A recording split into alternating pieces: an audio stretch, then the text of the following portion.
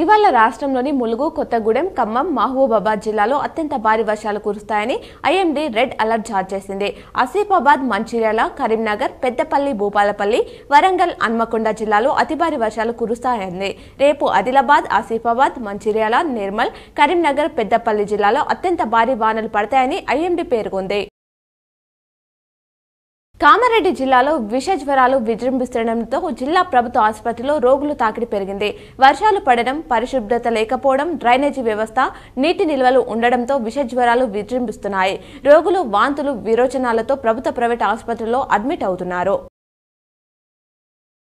DGP doctor Jitender ను నిజామాబాద్ గురుద్వారా ప్రబంధక్ మాజీ committee ఆధ్వర్యంలో మర్యాదపూర్వకంగా కలిశారు.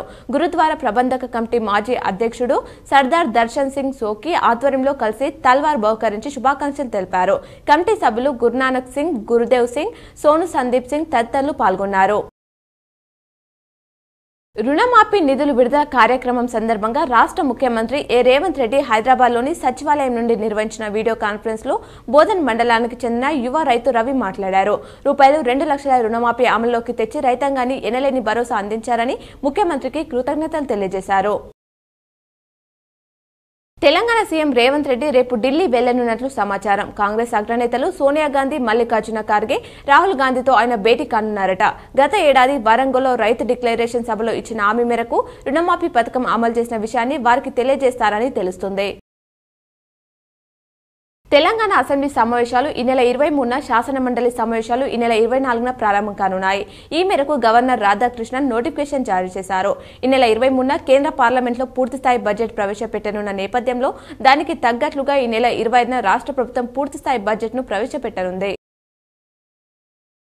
హైదరాబాద్లో 200 ఎకరాల విస్తీర్ణంలో కృత్రిమ మేధ ఏఐసిటిని ఏర్పాటు చేయనున్నట్లు ఐటీ పరిశ్రమల శాఖ మంత్రి శ్రీధర్ బాబు తెలిపారు.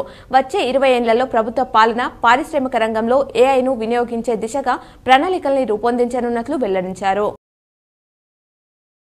డిఎస్సి వాయిదా వేయాలన్న ఆందోళనల నడుమ ప్రభుత్వం పరీక్షలను ప్రశాంతంగా నిర్వహిస్తుంది. నిన్న తొలి రోజు 83% మంది అభ్యర్థులు హాజరయ్యారు. మొత్తం 24,000 మందికి గాను 20,000 మంది పరీక్ష రాసినట్లు విద్యాశాఖ వర్గాలు చెప్పాయి. ఆల్ టికెట్లలో చిన్న చిన్న తప్పులున్న అభ్యర్థులను అనుమతించాలని అధికారులు ఆదేశించారు.